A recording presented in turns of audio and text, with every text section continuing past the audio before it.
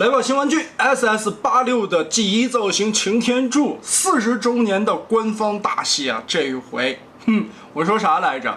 从刚一开始这款预告要出的时候，有商家透露出来它的预定价格在5XX，也就是600以内。但是后来呢，第一波快货出来的时候，据说已经炒到了4位数啊，一天一个价格的在往上炒。确实这款东西设计的不错，但是大家我觉得当时也在说理性一点，不要盲目的去追高。现在大货来了，590块。我觉得这个价格就非常适合下手了。盒子包装因为是带车厢，所以还是很大的，不亚于一个 MP 的大小了。背后这里一些噱头的展示，但是最重要的，原产地越南。我能说啥？在官图的上边，这个人形面，脚后跟。后背这里是一个圆角过渡的，划重点啊。纸品方面，官方大开页式的说明书，变形步骤有40多步嘛，再加上噱头什么的，所以介绍的纸张还是比较大的。SS 标配的展示背景卡，这个也是当时大哥在汽车元城登场的时候，这边应该是有一个碗鸽被撞飞了的桥段。来看这一次的玩具实物，哇，真的太漂亮了！40周年啊，官方终于拿出了一个非常像样的角色。我之前还在说嘛，擎天柱经历了这么多代啊，其实能在心目中达成一个非常完美状态的44，我觉得真的算不上。它设计的好多东西真的太累赘了，再加上44后背让人非常诟病的大背包以及人形拖挂位置乱七八糟的后边那一大坨啊。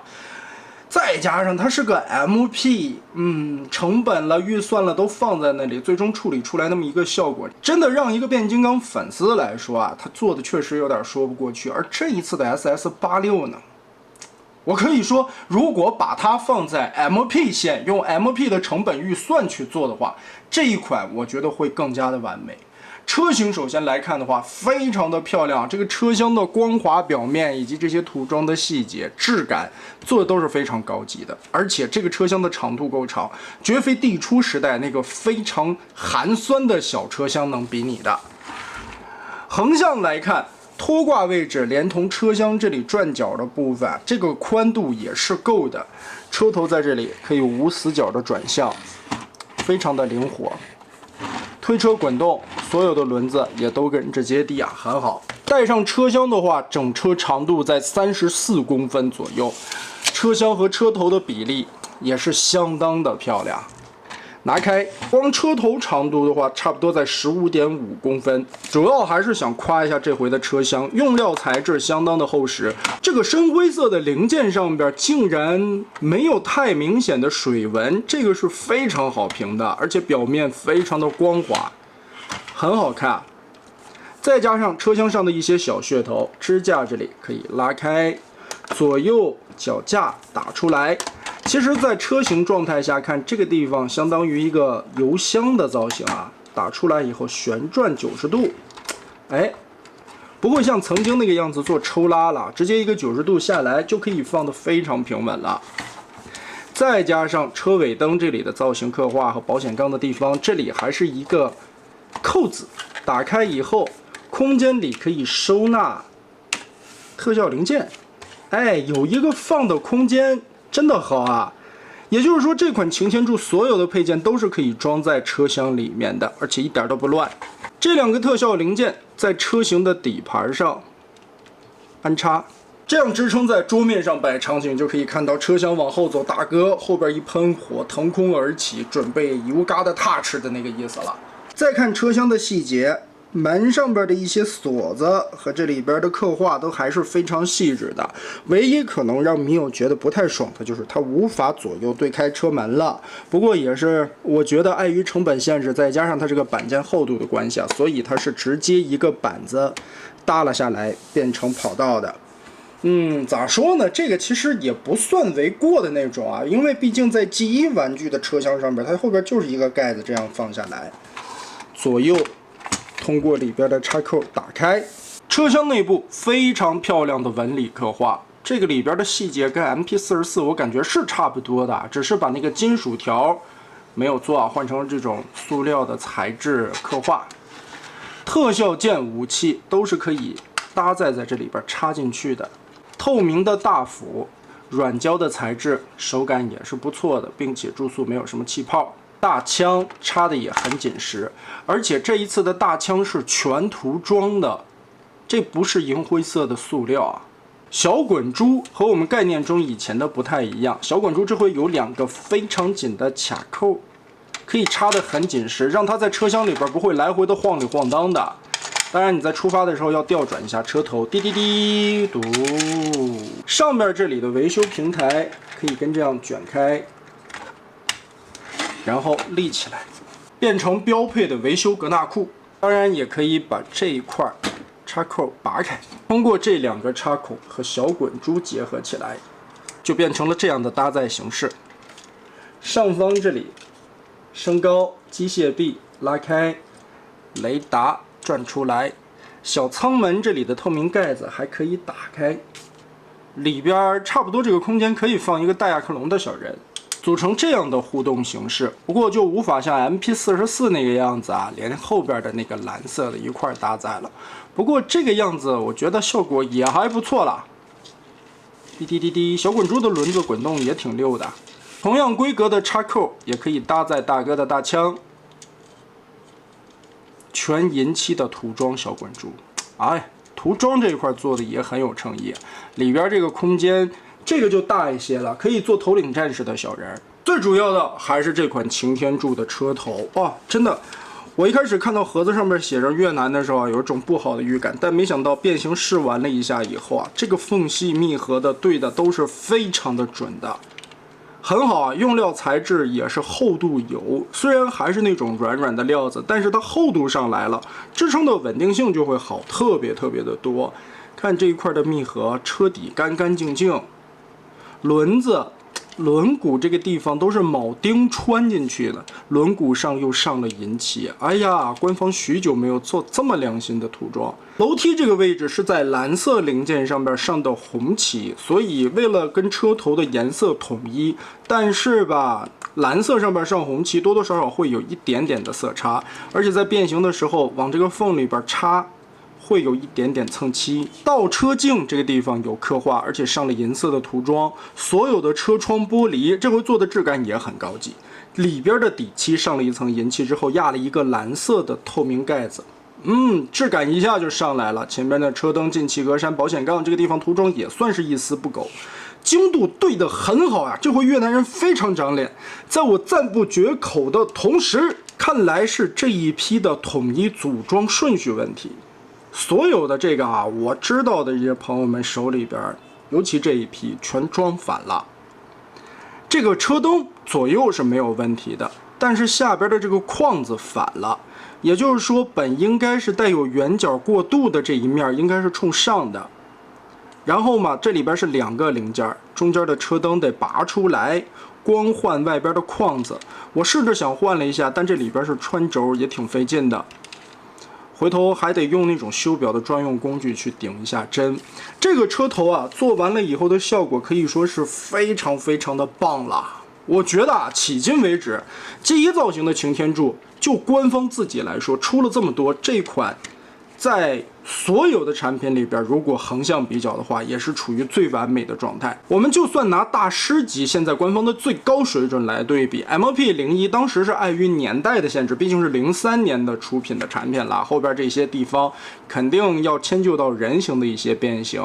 10呢是在01的基础结构之上进行了一些改动，但是后边这里吧，露着白色的大腿还是有一些不太美观。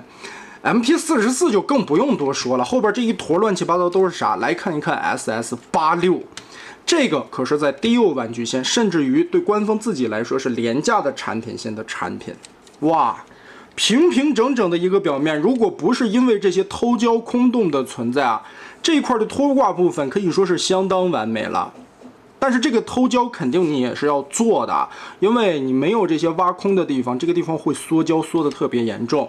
唯一细节的，如果说官方再加一些诚意，能给这些偷胶空洞上面加一些盖板，把这窟窿堵起来，那这一款就更漂亮了。还有一点让大家不满意的就是车头后方这里啊，有一个类似于马桶的地方，其实你还可以把它想象成后背的这个座舱啊，这块也是缺一个盖子把它堵平。我研究了一下，这个地方其实有空间可以做，毕竟这一块板子是要对折折叠起来的。如果说在这个地方再翻一个件下来，能做一个遮盖的话，那这一款会更加的完美。又或者说啊，如果说再想改进的话，可以在这块腿板上做文章，把里边折出来一个片儿，怎么去把后边这对着插一下堵住，然后就像领袖之证的擎天柱那个意思一样。先把这个板子卷到这一块板里边，再把这一块腿板卷到小腿里边，就完全隐藏起来了。红色的板件也不会暴露。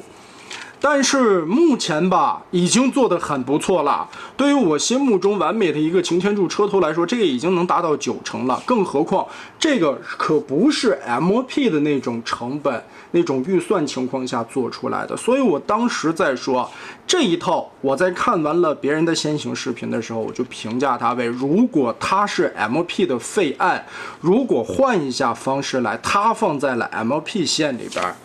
增加成本之后，做了更多的一些分件也好了，投入的精力也好了，那这一款绝对会比 MP44更加的成功。那废话说了这么多，我们开始变形。一般来说，好的变形设计，我愿意形容为精彩啊，而这一款的变形，我更愿意形容为享受，因为它把我在把玩变形金刚这么多年手感上面的体验做到了非常非常好。首先用料材质很润泽，而且缝隙对得很准。除了这一块是工人组装的时候没弄清楚零件的顺序装反了之外，其他你在体验上边是相当舒坦的。首先第一步，后轮这个位置，轮胎在人形状态下是完美隐藏的，这一回用了极少的零件处理完成了一个非常完美的效果。旋转180度把它翻进去。楼梯位置，横向和竖向2个维度的插扣，这里边手指有一个空间顶一下，顶开大腿和蓝色地方连接的位置，同时拉着这里往下拔，脱开这个扣子，稍微的倾斜一点角度，就可以把这2块维度脱开，然后旋转到90度的时候，再把这块面板翻转180度，红色的位置涂装就隐藏起来了。顺着这里往下插的时候，注意这里的凹槽，把这块面板的厚度顺着凹槽捅进去，扣。哇，这不比44整个拉开一大片，半拉车门的位置叠卷到那个腿里边要舒坦多了。这多简单，处理完成效果多好。谁设计的？两边同样处理完成之后，我们翻到底盘来看，车头下方这里用这个盖子都填得非常好，稍微的掰开一点点，把这块红色的面板90度拉起来，接着后边这里2个大的插扣连接的地方转一下拉开。其实它和大腿上面还有一个维度的连接啊，其实这一款设计了很多这样的维度锁扣，腰部90度拉下来就可以直接锁住了。然后把这2块放下来，做成了这个喇叭裤的梯形状态。这点也想到了，很好。腿部左右拆开中间的插扣，从内侧这里翻出来2块腿板，这里边也有插扣固定，通过双关节往外折，盖上。其实这个设计的逻辑是沿用了 MP10当时的那个风格啊。处理的效果很好，所以这款是谁设计的呢？不知道呀。脚尖撸起来，脚后跟放平，你看这里边问题就出来了。本身带有倒角的这个光滑圆润的表面应该在上面啊，下方这里这个平面应该是脚底，所以呢，还是这个轴穿的时候这俩零件装反了。小瑕疵，组装工人的问题。接着把左右这里对折的插扣90度翻进去，连这点都想到了，连这些插扣都隐藏起来，让腿内侧这里尽量的光滑。虽然还有留了一个小的扣子啊，但是已经做到非常漂亮了。360度看一下，没有任何的偷胶空洞以及暴露的地方，连扣子都能隐藏起来。这种在什么时候出现过？官方也就在大雅克龙线里边做这样的设计啊，变形金刚界很少做这种隐藏插扣。接着往上翻，屁股后边蓝色的这一块180度双关节翻上来插住，这个高高的屁股就撅起来了。我们继续往上享受，这一块在抠的时候，它这里专门给你留了一个打开的开关，你看多贴心。一般来说，为了这一块表面的平整啊，肯定这个要削掉的，也是纯粹是让你为了变形舒服啊，所以这里边加了一个可以让手伸进去抠的地方。其实吧，我觉得这个零件完全没有必要啊，倒是这个样子加起来肯定会破坏一体性的。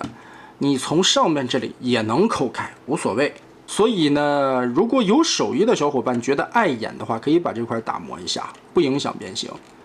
对折，把刚才翻开的这一面折到里边去，接着就可以把车前脸整个的往前旋转90度。注意它的根部是双段的关节啊，在错开的同时往下拉，然后把进气格栅打开，对折一下。缩到很小的幅度，再填回去，让出来中间的这个孔槽，就可以折叠到更大的角度。手臂擎天柱经典的 L 型折开，这里边会有2个卡槽，一个在腰间插手臂的边缘，另一个在肩后边插这里的盖板。哎，整个的往前扣，这里还有一个锁定的感觉啊。我们先把它拉开，腰内侧这里有2个斜着的板子，把它立起来。也是为了全部腾开腰中间的跑道，后边这里对折的这个马桶左右打开，通过根部的双段关节往开搓，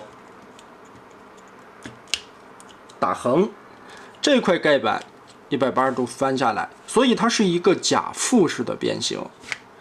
这个时候上方这里顺着胸口旋转180度，下方这里顺着腰部的旋转关节扭正过来。我们就把车头的这整个的前脸折到了后背这个地方，头部翻出，先把这一段双关节对折，一个大的插扣定好位置，接着180度往内翻。这个地方吧，根部这里其实是有卡点的，但是插的特别的紧，尤其你在从人形变车的时候，也是不太好往过翻平整的，太紧了，有一点。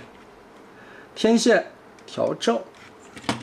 头部就变好了，腰部刚才我们解放开的这2片回归，把这窟窿堵起来。哎，这个时候背包旋转180度翻上来，后边的边缘这里有一个插槽，对应脖子后方的窟窿，结合。其实变到了现在的样子，有没有让你想起来啥？是不是很像核心级的那个小比例珠子？没错，差不多啊，这2个。变到这里之后啊，我们再把轮子顺着根部，这里整个一个90度折叠，看连保险杠的这一块就折过来了。接着把这一块往上贴，背包折叠到一个更小一点的幅度。侧面这里啊，腰现在还空着，我们把这个夹角往回填，让腰身从正面看起来就不至于露着一个边缘，腰这样就看着细了一点。好，最后把上方的盖子90度折下来，把它全部的背包锁定住。手臂的变形，烟囱转横，腾出来这里边的空间，向后旋转，然后折开，打开小臂的盖子，拳头顺里边翻出来。手臂如果你是准备装斧子的话，就不用把拳头翻出来了，直接用这个凸点上面一插，能量斧，咔咔咔，威震天，你老喽！那么好 ，SS86 的这款擎天柱我们就变形完成了。哇，这个过程除了说享受，我已经不知道该怎么样去形容了。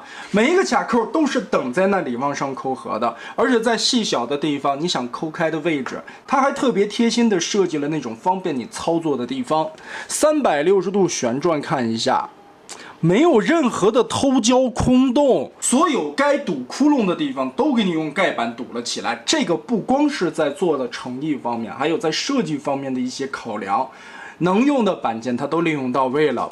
让人觉得不太爽的就是这个硕大的背包以及撅起来高高的屁股，咋跟 MP44不学点好的呢？也确实想象了一下，它这个地方是前车帘整个的位置，没有办法去隐藏了。我想过啊，如果说它是放在 MP 线的话，如果它是一个 MP 身高的话，它板件的厚度就可以控制了。如果说是薄薄的一层车前脸，整个的翻到后边卷动、压缩、折叠、收纳，这个背包完全不明显。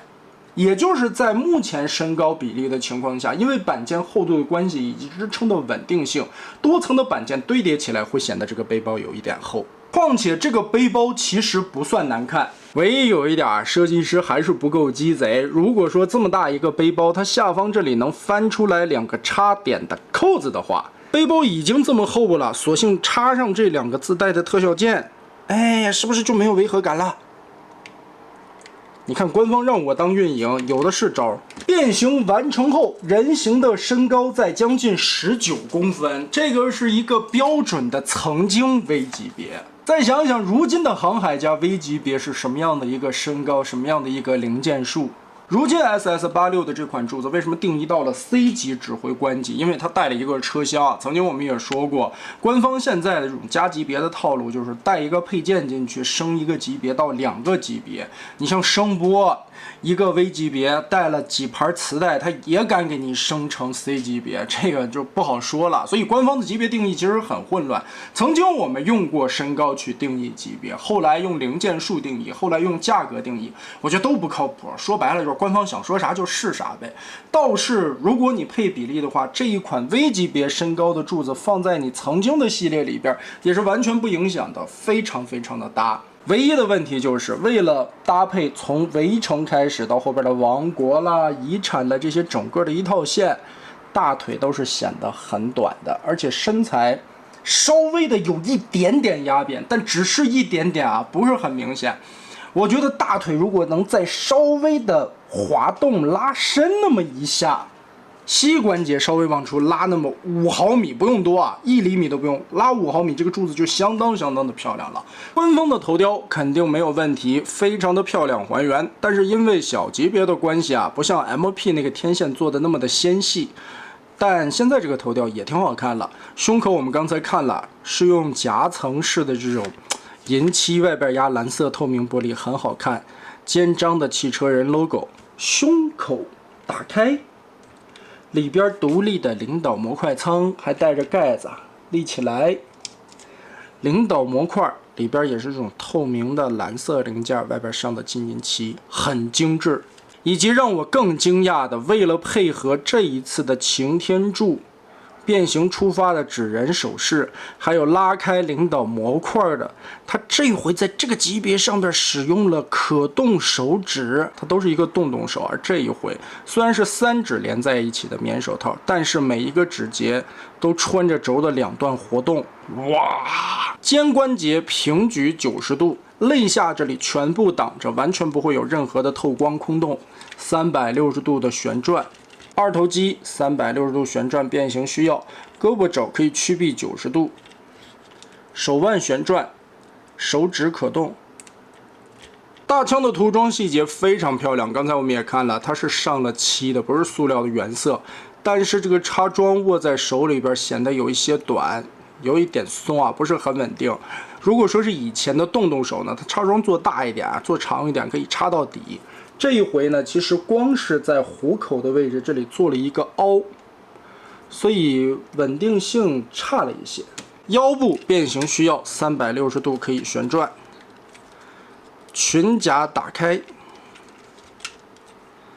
前踢很紧实的90度，后踢完全不干涉的90度，侧踢完全90度没问题，而且这里边全部都是轴动的关节，大腿根左右可以旋转，膝盖弯折可以达到135度左右，虽然只有一段关节，但这个范围非常的广泛。脚踝整脚的左右接地很稳定，唯一可惜啊，还是这个脚后跟，越南人又给你撞反了。所以这款柱子除了没有弯腰以及蝴蝶肩之外，可动性方面已经做的该有的基本上都差不多了。甚至于近些年出品的这么多变形金刚产品里边，如果说能挑出一款近乎完美的作品，我愿意把这个名额奉献给 SS86 的这款柱子，太棒了！它真的是我心目中想要的，太像擎天柱的擎天柱了。虽然说擎天柱经历了3代的 MP， 但如今翻回来想一想，时代在发展，设计在进步。更更好的擎天柱永远是下一款。这回的40周年绝对没有让老玩家失望。这款擎天柱你拿到之后就会感觉情怀爆棚，而且这个变形设计、做工用料、材质，整个一系列的东西都是现在的产品无法比拟的。官方自打 FOC 时代开始的一种偷成本、偷设计、省做工、省用料，在这款身上完全体会不到。你这个就是穿越回去曾经辉煌的经典1、2、3时代，玩到的是一个G1形象的擎天柱，用40年的情怀爆发出来的一款诚意之作，真的太棒了。赞美的话说了这么多，我们来看问题。这一款柱子还有哪些不好的地方需要改进？脚后跟这个是代工的问题，而且是普遍现象，不是个人的中奖。身材比例稍微有一点矮，大腿显得有一点短，这个是源自于围城下来的官方统一风格，没有办法改变。背后的背包和屁股蛋子显得有一些厚，刚才也说了，如果它放在了 MP 身高或者尺寸更大一些的话，板件厚度变薄了，它压缩下来就不会显得厚度增加那么多。车型状态下后边的窟窿没有隐藏起来，这个我觉得也是碍于零件没有办法分得那么细了，想一想办法，应该后续配件包公司能把那个窟窿堵好。除此之外，挑不出任何毛病，太棒了。迄今为止，官方在擎天柱这个角色上边的最强产品，什么 MP44 扔一边去，根本不好使，跨越了40年的延续，从无到有的设计，这个是永恒的经典。如果说除它之外，让我再挑选一款第2名好的擎天柱，那我的目标只有这款 SS86，再加上最关键的。价格最近终于稳定了，600块以内你就直接下手吧，没啥问题了。首先，我觉得它是值这个价格的。如今的官方产品，你花500、600块钱能体验一个这么棒的产品，真的是物超所值。所以这也算等等党们的福利。该下手的朋友们，我觉得不用考虑，可以下手了。唯一就是你需要找一个手艺人把脚后跟修复一下，仅此而已。最后我再说一句，如果今年再做年度评选，第1名的官方产品还用选吗？后半年再出什么产品已经不用多考虑了，也就是它了。曾经或许你还对它有所顾忌啊，也就是导爷们炒起来的价格因素。如今500多的售价，它回归了正常，这个就完全没什么可挑的。我就这么说吧，这款产品是值得变形金刚粉丝人手一支的，谁同意谁反对？那么得嘞，这期咱们就玩到这儿吧。